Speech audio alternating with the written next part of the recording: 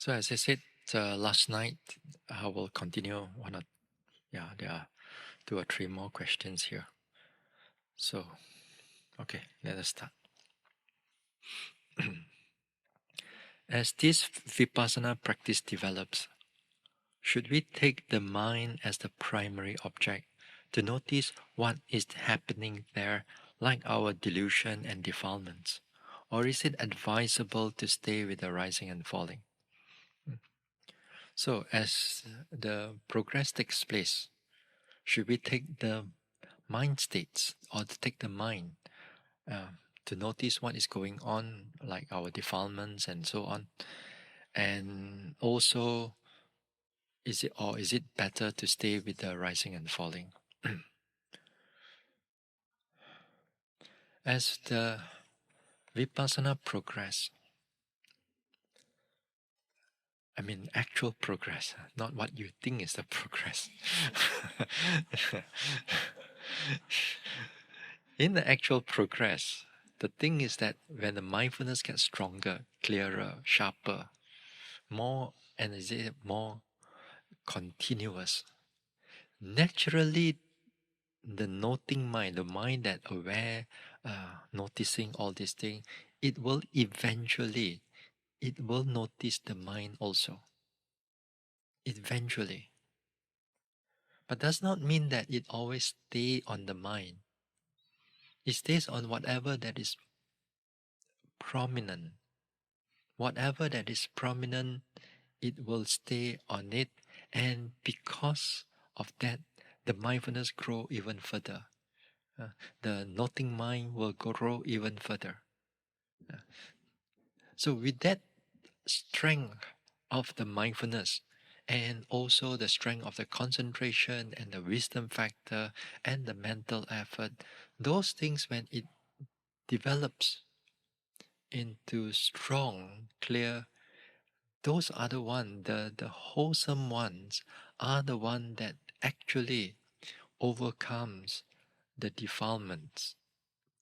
Not because which object you are taking, not because you have to face the defilement straight on all the time, every time. Then only you deal with the defilements. Actually, not necessary that. Of course, without saying much, you know that your restless mind, your defilements, your anger, even no matter how continuous it is, your mindfulness, it will also, in a way, it will spring up. One time or another, it will definitely spring up. Then that time only you deal with it. So only that time you deal with it, then you overcome it back again to your all other meditation objects. So it's not necessary all the time you must stay with the mind. So stay with the whichever object that is clear to you at that time, as in that level of practice. One of the talks, I think 2 nights ago, I also mentioned that when you go deeper into the practice, when you notice all these arising and passing away moment after moment, the deeper aspect of it, that time itself, you don't realize or don't even think about whether you are actually noting the mind or actually noting the body. Because what you think as a mind or body, it also is concept. Yeah, it's still what you think. Even that small little thinking, it also is concept. But in the beginning part of our practice, it's okay. We kind of like have that little bit of thinking. It, in a way, it does not really affect the meditation. But when you go deeper, even that small little thinking, we also have to remove them. Only we experience the full process of this mind and body, what is truly going on there. So that time, as I said, it does not matter which object that you are noticing. Everything shows you just arising and passing away. Yeah. So this is my answer here. But don't do that in the beginning of the meditation. Yeah. Make sure you don't do this in the meditation in the beginning. In the beginning process of meditation, make sure you stay with the body first as best as you can, because that one is easier for to bring in the mindfulness. All right, next question.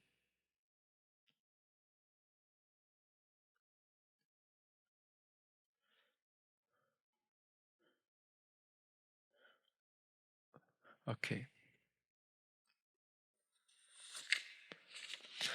Can you review the proper way to do mindfulness of the mind, especially when restlessness, thoughts, drowsiness, and slumber are strong? When they are strong, should we try to look at them or continue notice the rising and falling? In my experience, when I look at the restlessness thoughts, sometimes they decrease as I become more awake, but other times I actually become more restless, unable to sit long, fatigued, discouraged, and it affects the practice of my it affects the posture of my neck and head, makes stiff. But then I noticed that the rising falling is the anchor for awareness while looking at the mind. Does that sound right? Okay. So here the question, especially when those drowsiness or restless mind or dullness of the mind when they are strong, should you continue to look at them or should you back again to the rising and falling? Yeah, because here the experience of the yogi is that sometimes when they notice it, the actual, the hindrances, it becomes less. But sometimes it kind of like looks like it become more, and it feels feel kind of discouraged and so on. So so the yogi also noticed that when noticing the rising and falling, sometimes the uh sometimes notice, yeah, sometimes they notice the rising and falling, but also able to notice that the mind that is aware of what is going on. So now, say you have these hindrances coming up. The different types of hindrances, for example, as I said, you have this restless mind, this desire, and attachment. You have this dullness, drowsiness. You have this restless mind, worry, fear. You have this skeptical doubt. All kinds of thinking that arises. So, what can you do with them? All these, although they fall under the category of hindrances, as I said the other day, during in the noticing the restless mind, here is that we have to recognize and also able to catch hold when they arises or when they are somewhere in the middle. Other words, you have to skillful in understanding their characteristics. Yeah. Like for example, like drowsiness. They are a mental state. They are real mental states. It's just that it's difficult to use them as a meditation object, especially you're a beginner. So in the beginning level of practice, we don't directly deal with the drowsiness. You know that if you directly deal with it, you're not going to get the upper hand of it. You will get drowsy even further. But let's say after 10 days or so, then there's a sufficient degree of mindfulness has developed throughout the days, and then that time perhaps we can deal with it. This time is that the skill is that you have to catch hold of it. Catch hold of it, that means you have to know its characteristic. sometimes this drowsiness and dullness, it got the different facets, it got the different way of how it presented to you. Not all the time it's the same.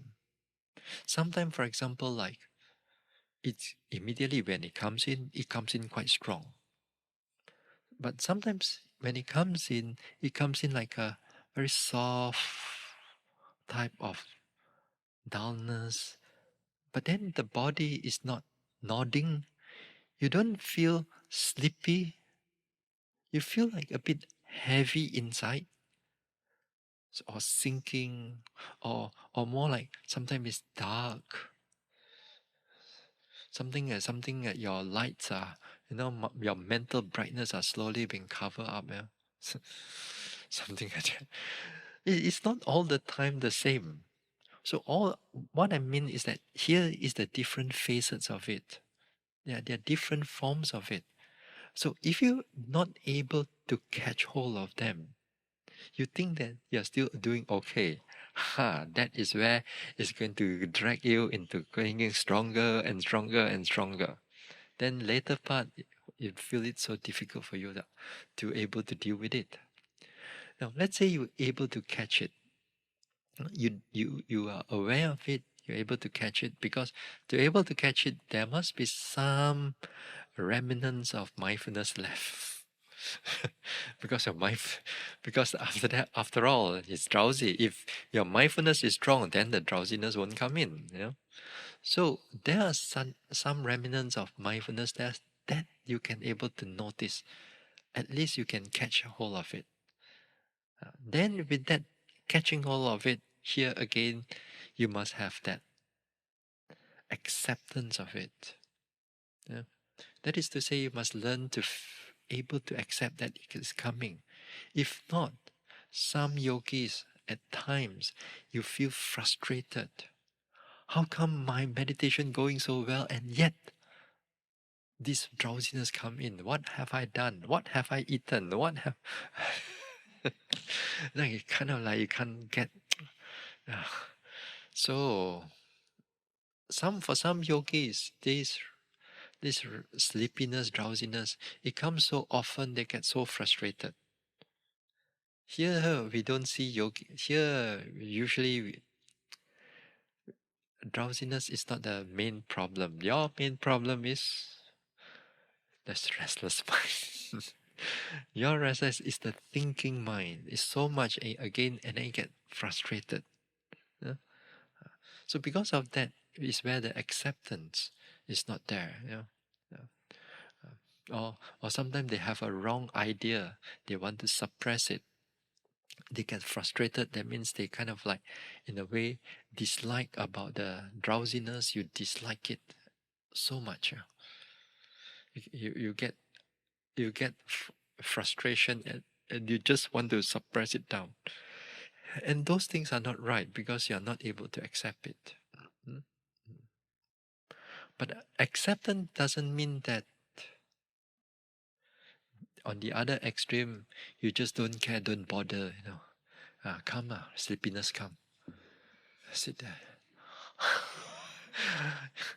Sometimes this place so quiet over here. Once in a while, you may hear yogi snore.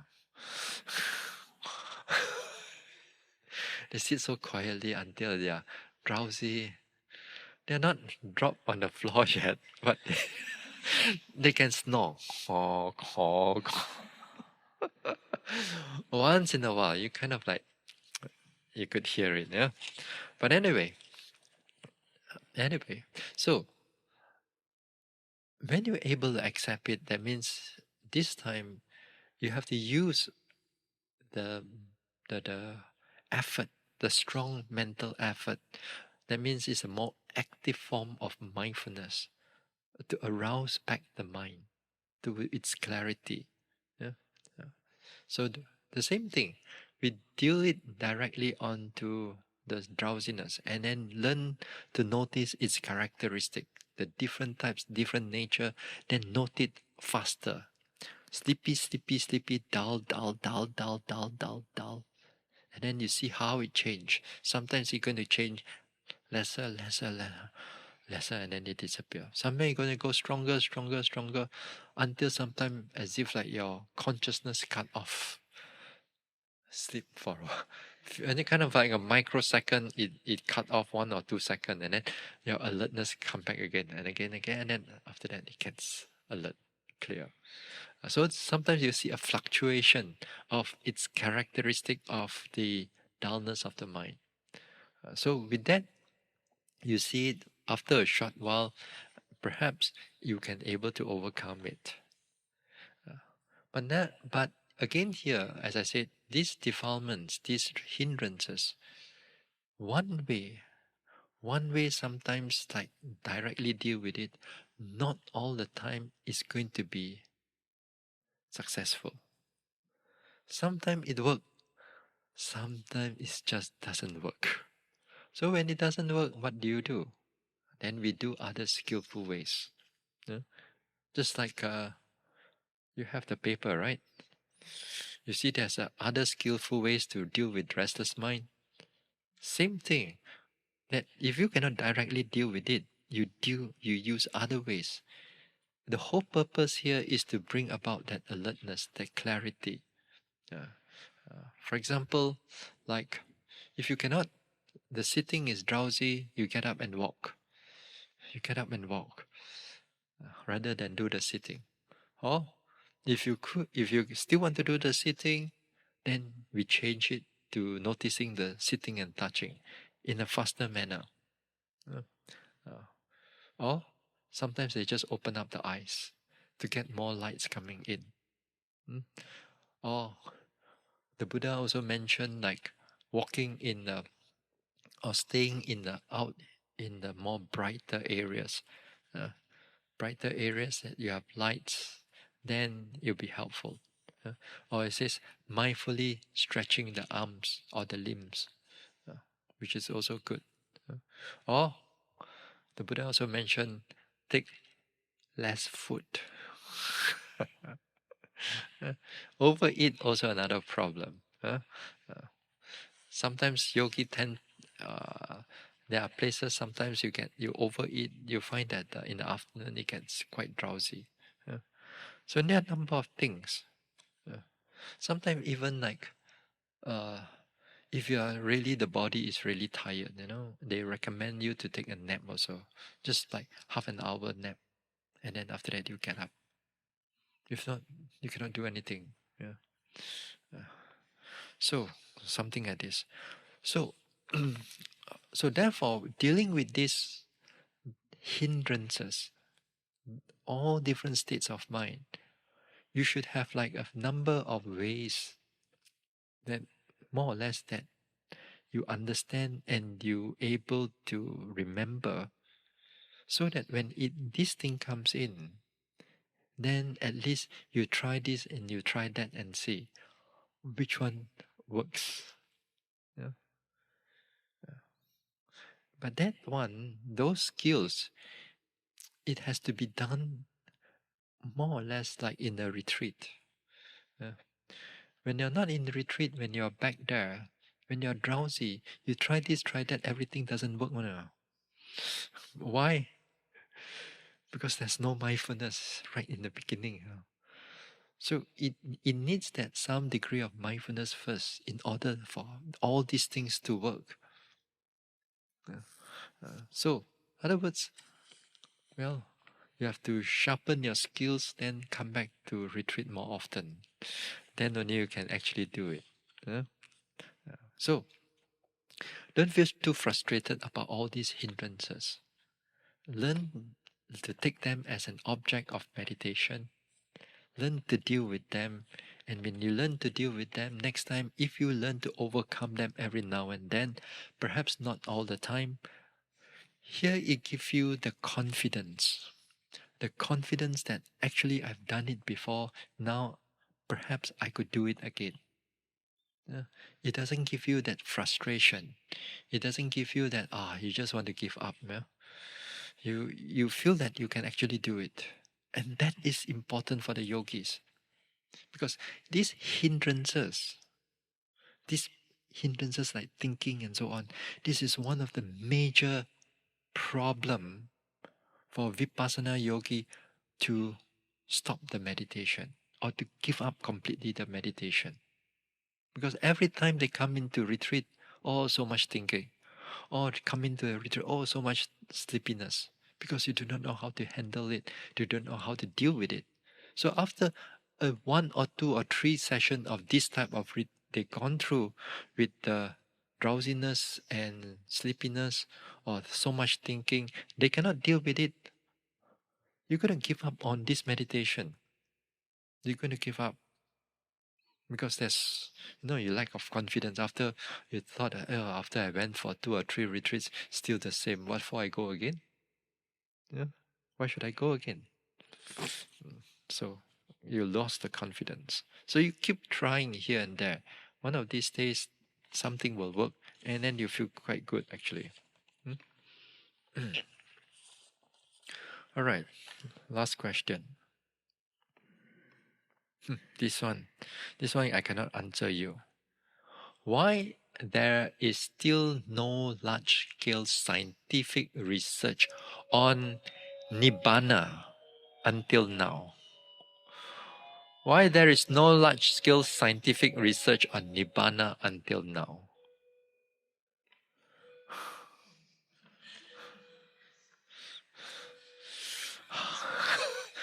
Nibbana, scientific research.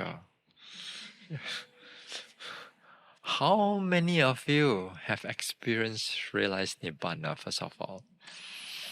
You think this is like, you think this is like a bachelor degree? Or, you just anybody just go and meditate, finish and then you get a degree or you get enlightenment.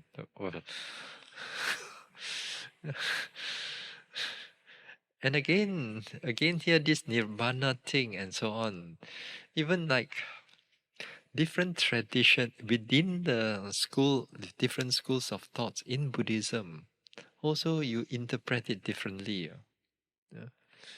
If you don't understand what is nibbana is, you can see any state of mind like is calm and peaceful as nibbana also. Yeah. Anything, even like in the Indian, the Hindu religion, also they have their own nibbana to nirvana. Yeah. And again, their nirvana is totally different from what the Buddha thought. For example, their nirvana is like your soul is merged with the atma, with the self, then nibbana. Whereas the Buddha says, first of all, there's no such thing as a soul. There's no such thing as a that created thing. And here again, all these different interpretation. So how are you going to do all this scientific research for it? And again, nirvana thing is an experiential thing. It's not something like you can put a probe here everywhere, and then ting nibbana, and then your meter all go haywire, and then the gauge and whatever, it doesn't work like that. It doesn't work like that. Yeah. This is something is to be experienced, not something be to be able to, you put a probe here and there, you don't see much of anything. Yeah. So even if you do this scientific design, it's going to be full of flaws, because the whole tradition, they cannot come into understanding what is nibbana, first of all. Because even in the Buddhism itself, different schools already have argument about what is nibbana and so on and so forth. Uh, Well, you see the word when we do the chanting, for the realization of nibbana, the word realization here is something perhaps maybe we have to understand it a little bit more.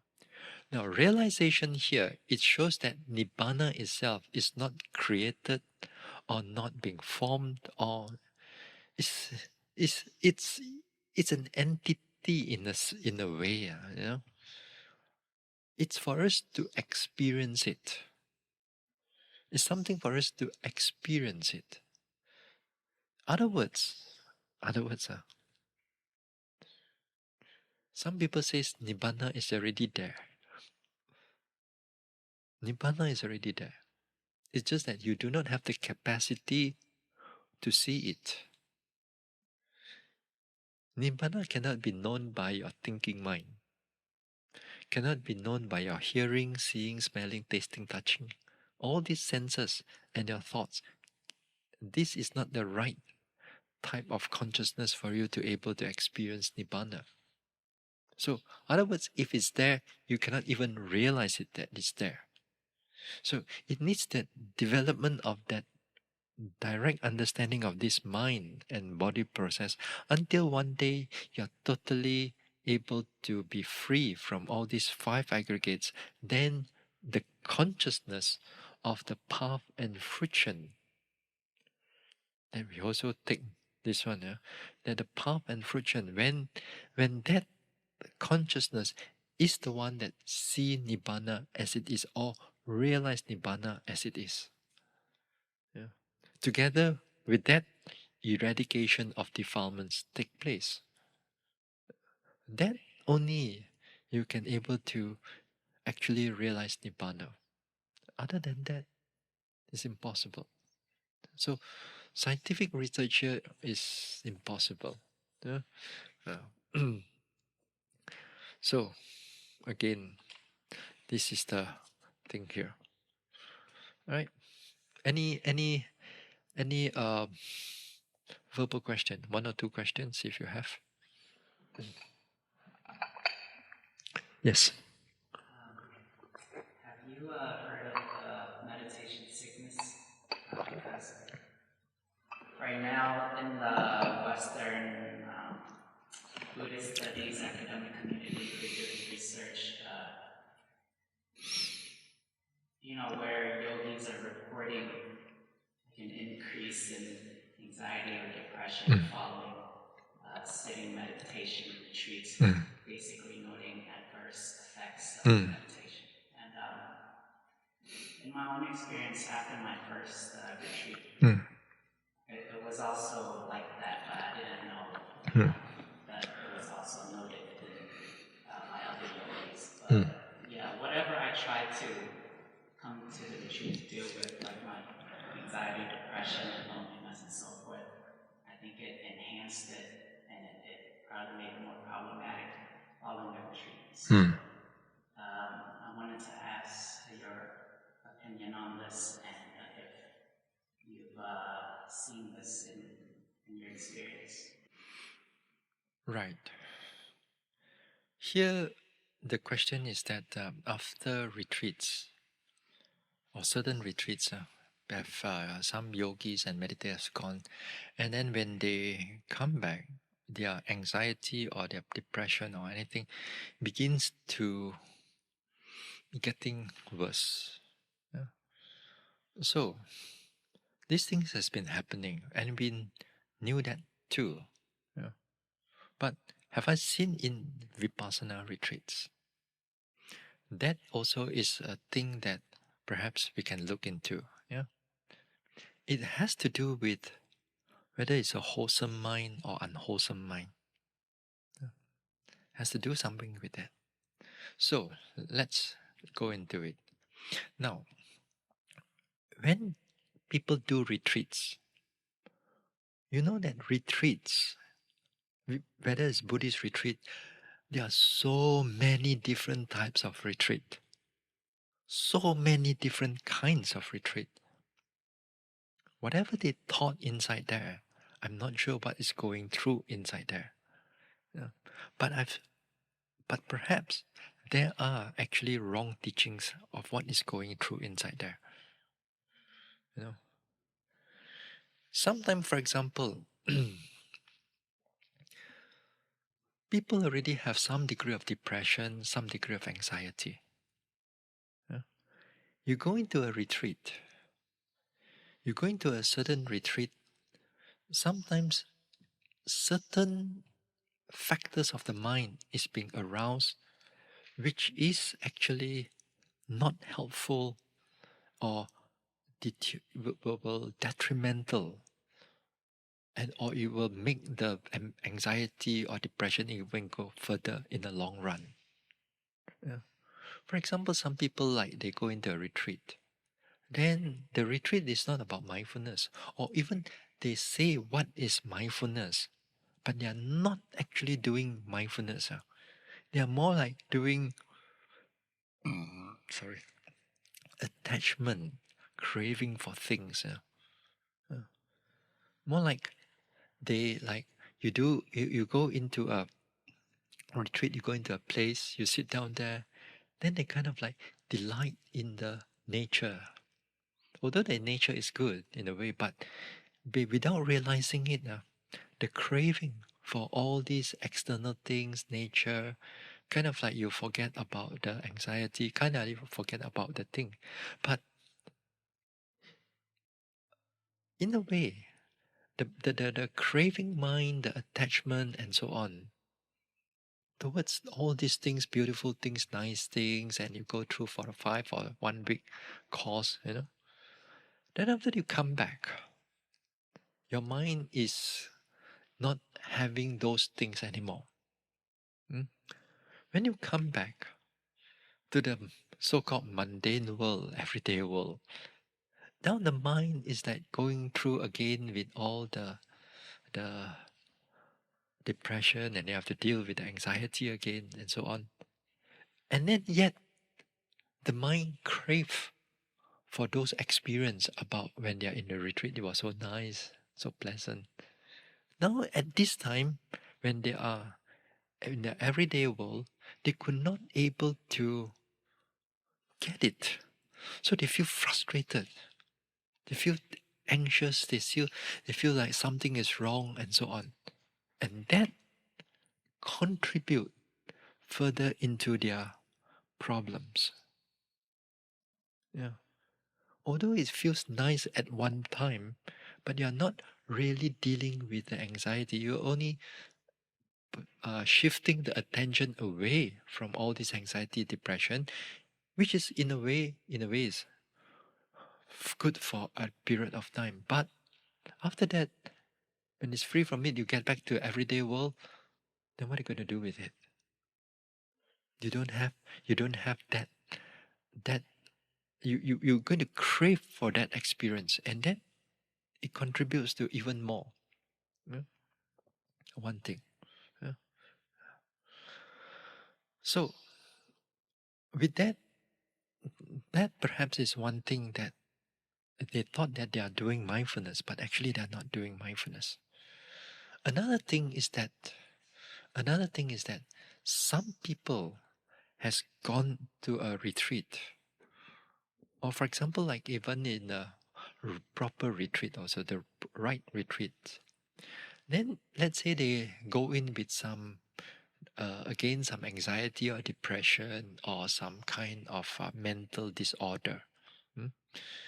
Then with this mental disorder, you go to a more intensive type of retreat. Then you come out from it. Then you come out from it. It's even more problem.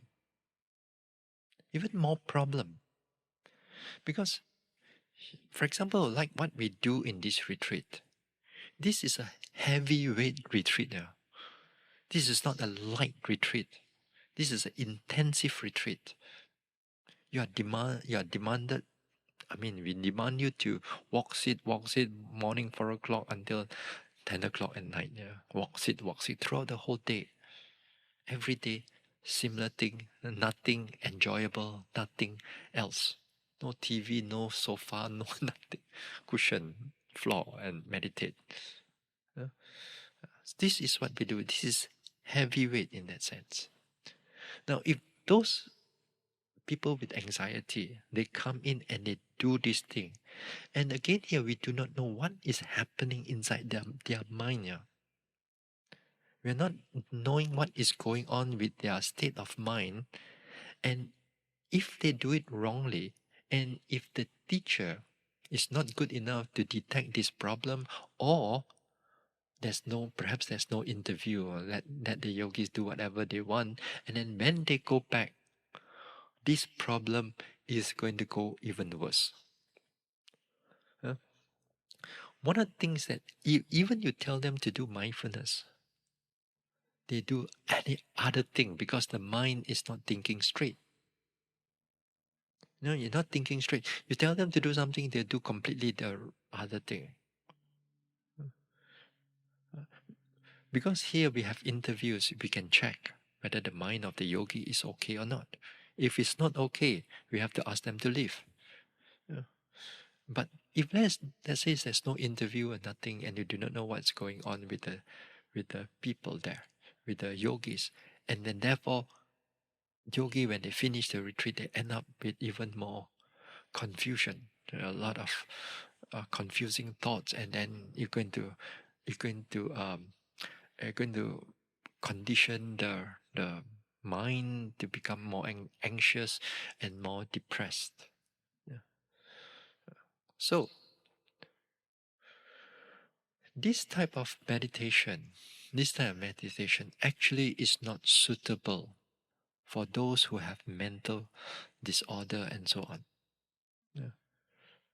Even sometimes people do not have mental disorder right now, but perhaps in the past you may have. Sometimes these type of things, it may trigger back again the depression again. Because you will see during the meditation, sometimes the memory becomes quite clear. The state of mind becomes quite clear.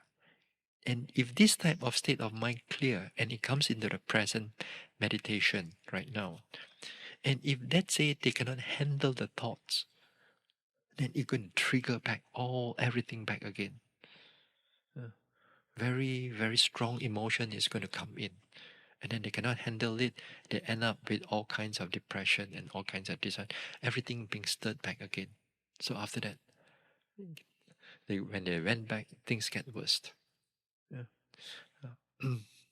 So usually in our registration form in places, we will have a section that to ask them about their mental health, to whether they have currently going some medication, or whether they're going some depression and so on and so forth. Because if we know that, we cannot accept them. First of all, when I do this retreat, I look at myself. I'm not a psychologist. I'm not a psychiatrist or whatever. I don't have all these things. We're just meditator only. I'm just a meditation instructor, meditation teacher. So if I were to know this type of situation or this type of, we ask the yogis to leave right in the beginning, because we know that this is going to be difficult. It's not a cure for. It's not going to be a cure. It's going to be even more problematic for them. Yeah? So sometimes in other types of retreats, we do not know what the other people are doing. So they just accept everybody, because it's not just accepting, it's also financial thing also. Because the more they accept, the organization or the teacher will earn more, in that sense. Here is everything is free in a way, it's by donation. So we are not, the financial part is not our main part, but for them, the main part. So people with depressed or whatever, they take everybody into. So they go through the course and everything. Sometimes it come out worse. Yeah. And again here, sometimes once in a while, we have yogis who have, if the mindfulness, they actually develop the mindfulness, actually able to develop that alertness and clarity of the mind. Mindfulness itself is a wholesome mental state. And that mindfulness, it can help to overcome a lot of problems. or reduce stress, reduce anxiety if you develop the right mindfulness. If there's development without mindfulness, or it mimics like mindfulness, which is another, sometimes it like craving, attachment, it feels like mindfulness but it is not, then there'll be problems already. Yeah. Your problem is start going to come in. This mindfulness itself, it can help to reduce a lot of problems because it's a wholesome mind. Yeah. Wholesome mind produce happy resultant now or in the future. So if you develop it in the right manner, then it is. If you develop it in the wrong manner, then you end up, you become more problem. Sometimes there are people, every now and then, it does not come into like research in this sense, but every now and then we have monks or nuns all over the time, the centuries and all that thing.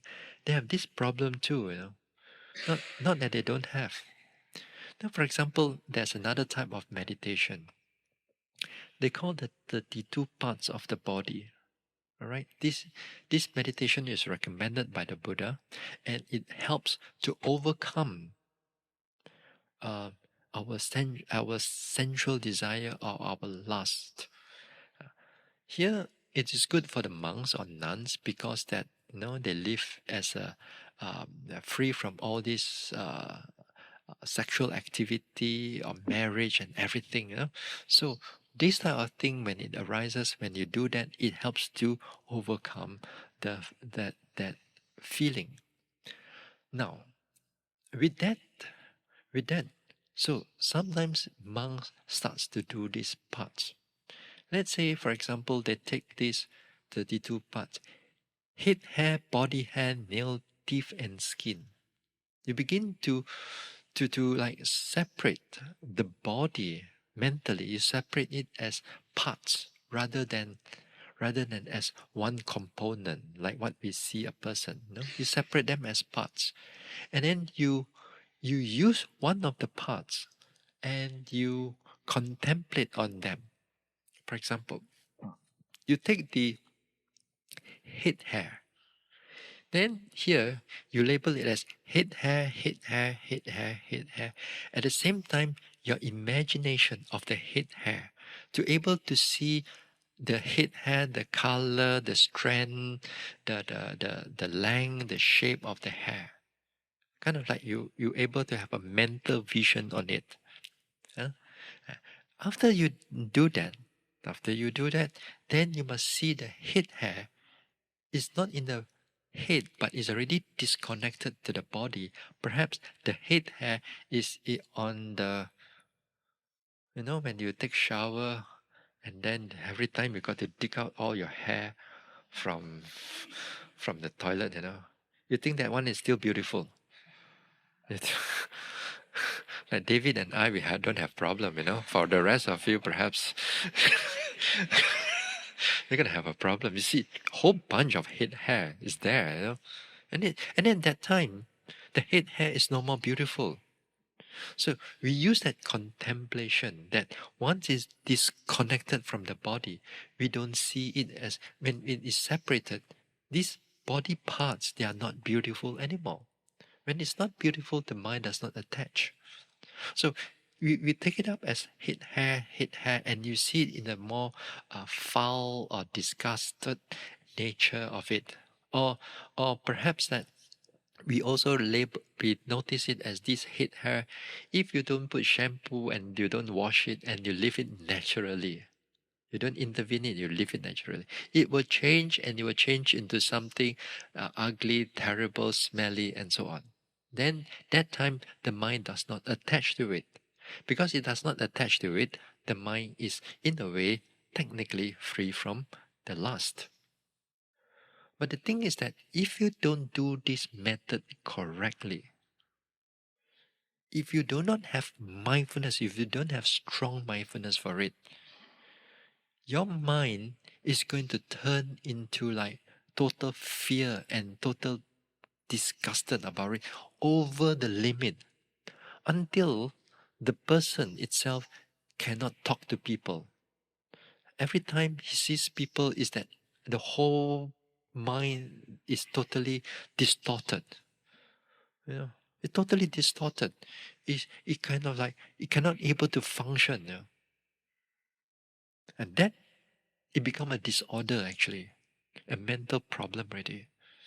Here, the practice here is to bring about that disgusted feeling, but not until you become having anxiety or having fear or totally angry or totally averse to all these things. It's just like more like a mind that is not attached to it, not the aversion that comes out. So therefore, mindfulness is the one who check the mind so that it doesn't go into more than that. Just enough for you to overcome that desire, that attachment, and that's about it. Doesn't mean that when you get up and then you cannot function and so on. Yeah. So this one, it yes, it become a problem. Yeah, if you don't do it correctly. This is quite a good example in the years people have done this practice. If you don't do it wrongly, it end up with all this problem. Let's say metta. Metta also, as much as you love to do metta, also it got its own problem. Sometimes people do this metta wrongly. For example, they start off with "May you be well and happy," and you are trained to spread the metta to yourself and to all beings, altruistically without ulterior motive. Everything truly wish them well and happy, or wish yourself well and happy. But then here, if you are not careful with this metta, you wish it to some other, like your own spouse and uh, your own spouse and perhaps your own the family members and so on. So instead of wishing them to be well and happy, now here, because of a strong attachment right in the beginning itself, they already have, when they look into the metta towards them, what happened is that this metta turns into attachment. And it turns into attachment that may you be well and happy, may you be well. And sometimes I've heard they give it to their spouse, may you be well and happy, but they don't realize it is their uh, attachment. The stronger and stronger attachment starts to come up. You know, then after that they end up in bed. The sexual energy arises instead of metta arises. Then they get very attached to all their family members because it becomes a, instead of truly wishing them well and happy, but now they are controlling them. So you see, it becomes a problematic also in this meditation. So yes, even in the Buddhist meditation, if you do it wrongly, it's going to be a problem. That's why, as I said, the first day when we come, I said mindfulness is truly important for every form of meditation, not just here. Because the mindfulness is the one able to detect that, hey, something is wrong. Right in the beginning, it knows that something is wrong. The anger arises, frustration, depressed, already. Or if in the metta, then if it goes into that desire, no, not the right metta, it already knows. So it's able to pull you back to the right path. So that's why in this, even in the Buddhist meditation, it actually can give rise to all this mental problem too. What more nowadays when you're out there, outside, I don't know what they are teaching, as I said. Sometimes they teach all kinds of things and it's going to give you even more problems. So it is true. So make sure next time you go to any retreat, make sure you have that mindfulness at hand. Any form of retreat, in order to check yourself, to stay. If there's real mindfulness, proper mindfulness, then it will not go haywire. You come back with more understanding, more openness, more clarity about yourself and your nature of your body. Yeah? Okay. So do be careful with this meditation. People thought that I can nowadays. What I've heard also, especially Westerners, they say that nowadays they got so many books, so many Dharma books. What for do I need a teacher? Anything, any problem, I just or any how instruction, I just can consult the book. What do I need a teacher for? So that is that is the problem nowadays. They thought that they know with their pride, they thought that they are very intellectual, they know so much, they don't need anybody to help them, they want to practice. It's going to be, I tell you, 99% of the time, they're going to end up with a lot of mental distortion and so on. Whatever mental problems are going to come up later on. Because many of our psychological meditation problems that it comes up, the books will not able to help you. Only another uh, experienced or competent meditator can actually able to help you, because this is an experiential thing, not books, not in all this stuff. It needs human touch, this one. Hmm? Okay. So, what are you going to do when you go back?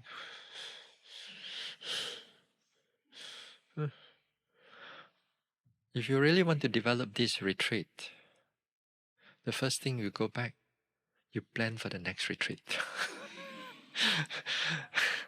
This is reality. As long as you're still alive. 80, 80, 80. Yeah. So time is, sometimes we do not know when is our time. Yeah? Anyway, as long as you plan for the next retreat, see where other retreats coming up and so on. If you're able to do it, well and good. Because when you come back to a retreat, it's in a way you have the condition to practice. At home, it's not easy to practice. What is not easy, but the thing is that usually what I say is we want to cultivate a habit, a mental habit. Not about habit sitting in a way, but I want to cultivate that some degree of mindfulness able to come in at least every day. Yeah. Whether you're sitting, whether you're walking, whether you're doing all other chores at home or in the work or in the office. Yeah. Whichever it is to bring that mindfulness back into the present mind. Yeah. So therefore, if you want to do sitting every day or some walking, find some time, whether morning, afternoon, is up to you. As long as the time you do it, here you put everything aside, come back to rising, falling, come back to sitting, come back to something, to the present. That will be wonderful. And also in some of the talks I mentioned that while you are in everyday, try to stop for a while, bring the mind back to the present moment, to be aware of the body.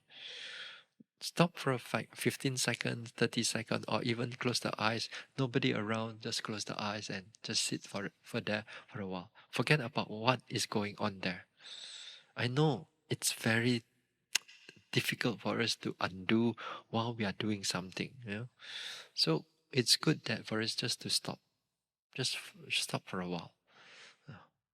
After all, the work is so much. It's going to be there all the time. Whether you are working or whether at home, just stop for a while, just breathe. If there's nothing to do, sometimes it's also like good.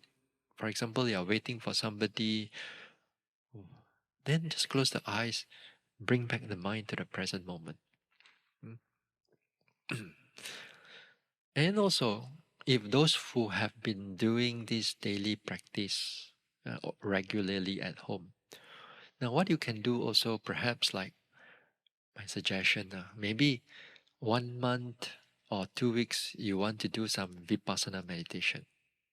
Then the next month or the next 2 weeks, you want to do some metta meditation. Also can. Or you want to do some in breath, out breath. Also can. Yeah. Sometimes you change your meditation a little bit here and there, then it kind of give you the momentum to go on. And if you're doing the same thing again and again, sometimes you don't see much of a result. Yeah. Yeah. So a bit of change will be wonderful. Now, if you do not know other form of meditation, perhaps within this meditation, you do maybe some walking if you have the place and the length in the house to do some walking, or when you go out to the garden and to do some walking, would be good, just to keep the mind there. Yeah.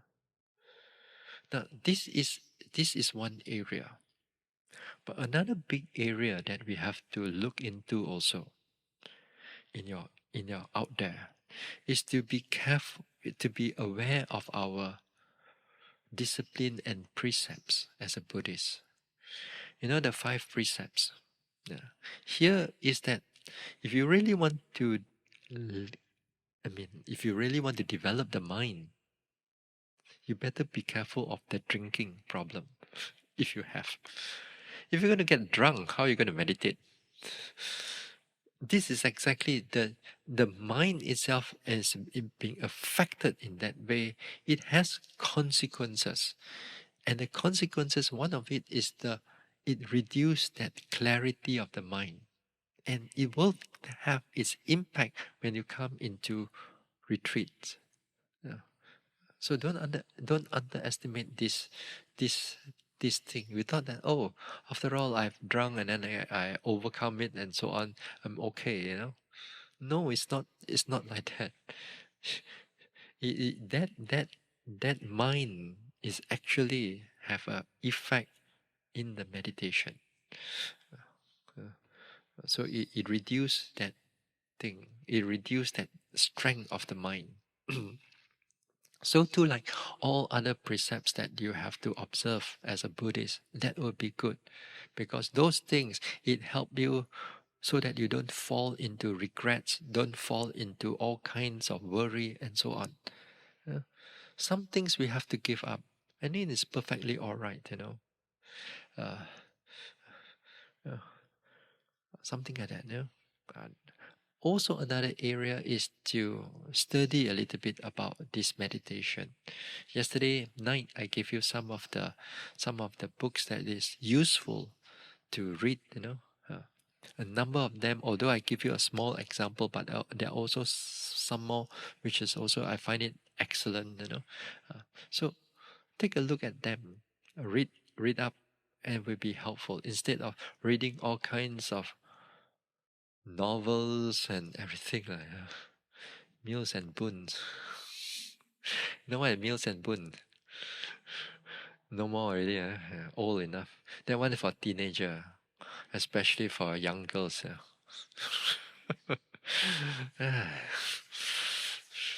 So read something useful.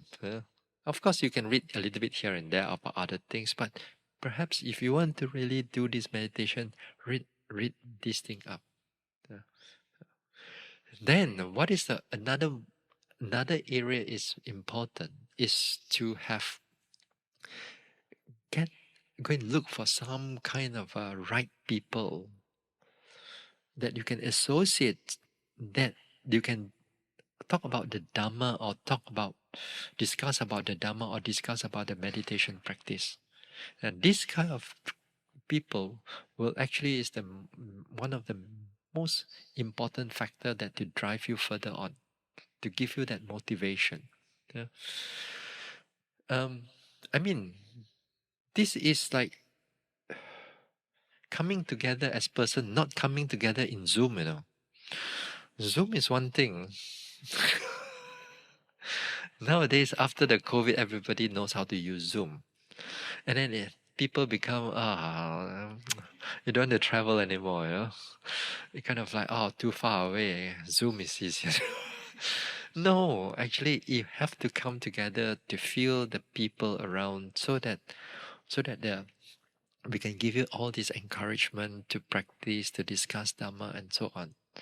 I mean, if we really could not make it, if the last option is only we use this type of mass communication or this technology, other than that, it will be good to gather around. Let's sit together, eat, talk about Dhamma a little bit, discuss the Dhamma, talk about the what's upcoming with meditation and so on. Sometimes sometimes also with these people who they have experience, they tell you whether this what kind of teacher is that teacher that teacher that teacher, they will compare. So that's what people talk about. So that also what we also talk about as a monk also. So something like that will be useful. So you stay in that circle, or you stay in that orbit of Dhamma, then it will help you in the long run in this meditation practice. So this meditation practice is not just only here. So it's a lot to do with what you do out there. Then all this accumulation that you have done, then when you bring it back here, it sets the foundation, then it makes the mind easier to develop. So do something about it. Okay? So how long do you want to meditate at home? Well, some people say, I'm going to meditate. I'm going to meditate and go back. I see how strong your fire is going to burn this time. I'll give you 1 month. I'll bet you. After that, the fire turns into just a little, and then little, and then that's it. God, I heard of this so many times. It's not easy if you do it alone. You need friends over here. You see, while we are here meditating together, you see other yogis are meditating. You also feel like meditating. If you were to hear alone in this hall, you're going to be, you want to meditate, you meditate. You want to walk, you walk. So it doesn't give you the optimum, the maximum level. So we want you to come together if that's possible. Any question before we go? Yeah. So now I know how to do the mindfulness cultivation when I'm sitting and walking and standing. So what about lying down? Is there a primary object of the mind?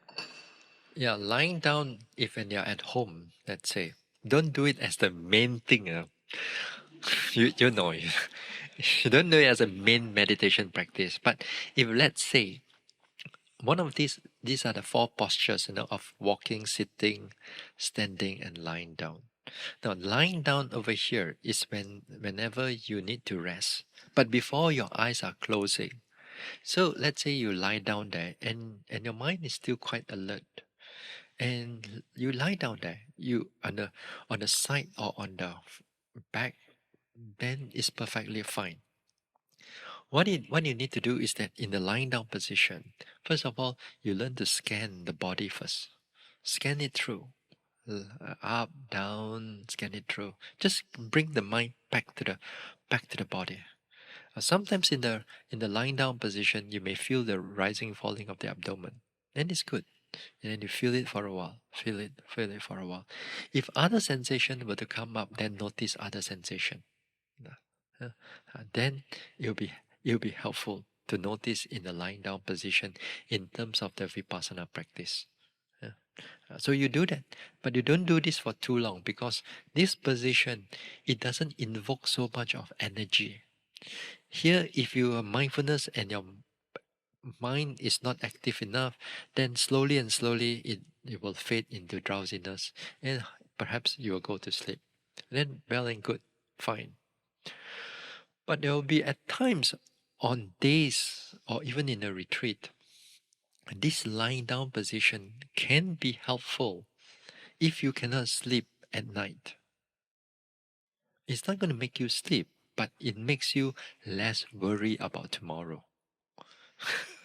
Then that is also important. Because you see, sometimes a lot of times that you lie down, and once in a while, let's say the mind cannot sleep. Then you'll be thinking about tomorrow, thinking about this and that, and so on. The restless mind is the one that actually makes you very difficult the next day. The mind that is not restful.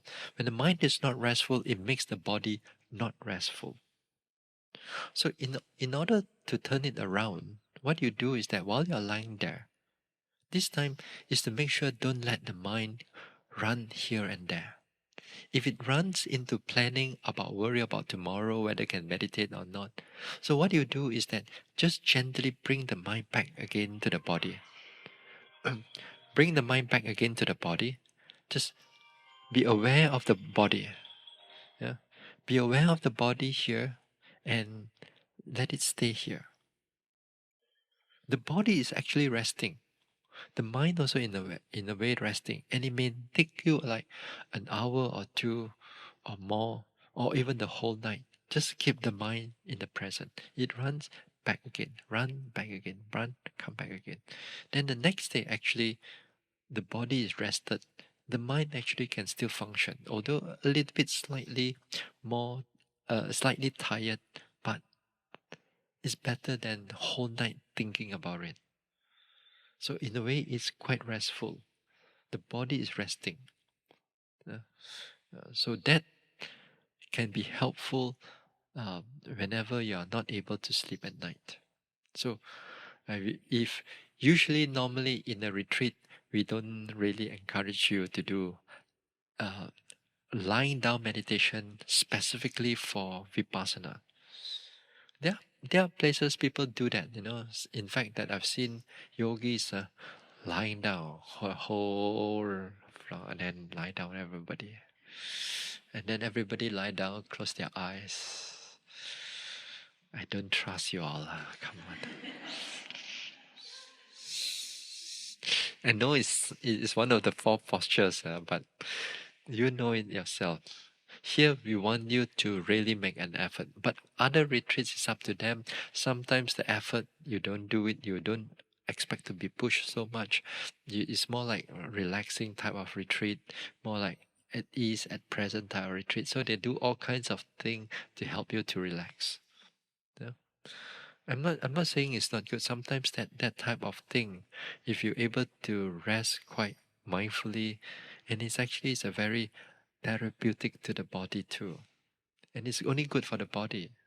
But for the mind, later on, if you're not careful, you get attached to it. Yeah. Okay. Enough for now. It's 9:40 or 9:45, 47. Yeah. So we share merits. Then after that, what do we do? I take a photo, huh? Okay, all right. Okay. Mm. All right. Okay. No, we before we share merits. You follow her. Yeah?